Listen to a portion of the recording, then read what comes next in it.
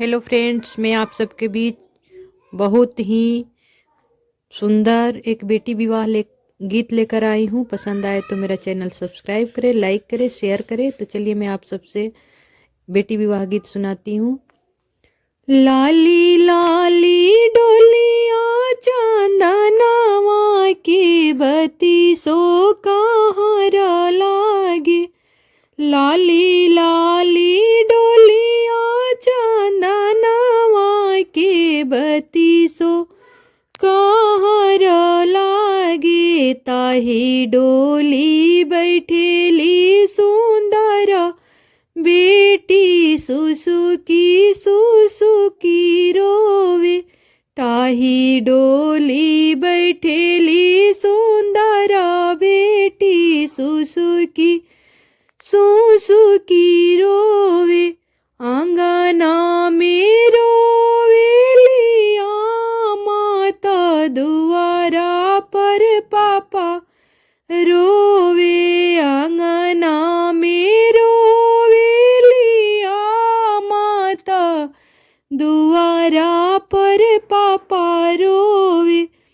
डोलिया के बासा धैले भाई रोवे। दीदिया हमारा हाई। डोलिया के मासा धैले भाई रोवे। दीदिया हमारा हाई। चुपा हो खायांगना के सासुता, दुआरा के ससुरा। चुपा हो खायांगना के सासुता, दुआरा के ससुरा। छोड़ा साले डोलिया के बासाता, सुभावा हमारा हाई। छोड़ा साले डोलिया के बासाता, सुभावा हमारा हाई। कबाने गईला दोसरे बाने, हवारुती सरे बाने। एक बाने गईला दोसरे बाने, हवारु तीसरे बाने। घुंघुटा उठाई जाबा, देखेली केहू नाही आपना। घुंघुटा उठाई जाबा, देखेली केहू नाही आपना। के करा के घोड़ावा चढ़ैला अइले सुंदरा दुलारू। मलिया मुहावा पोछेले, घोड़ावा चढ़ला अइले सुंदरा दुल्हरू। मलिया मुहावा पोछेले।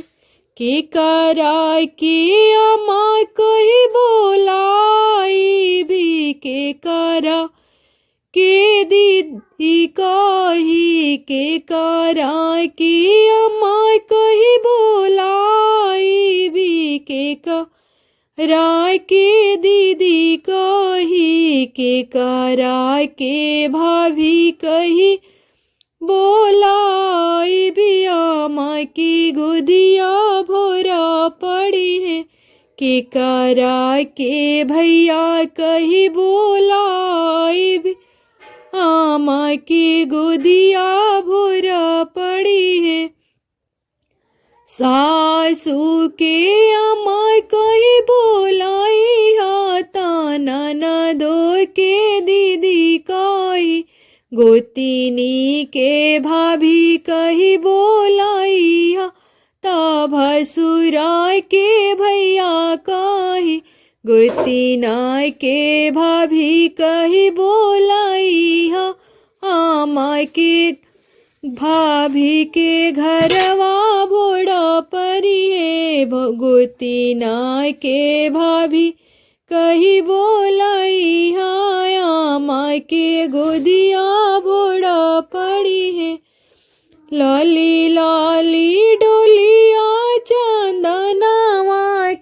रेवती सो कहर लागे टाही डोली बैठेली सुंदर बेटी सुसुकी सुसुकी रोवे ताही डोली बैठेली सुंदर बेटी सुसुकी सुसुकी रोवे आंगना मेरो वेलिया माता दुआरा पर पापा रोवे डोली आय के बासा धैले भाई रोवे दीदिया हमारा हाई डोली आय के बासा धैले भाई रोवे दीदिया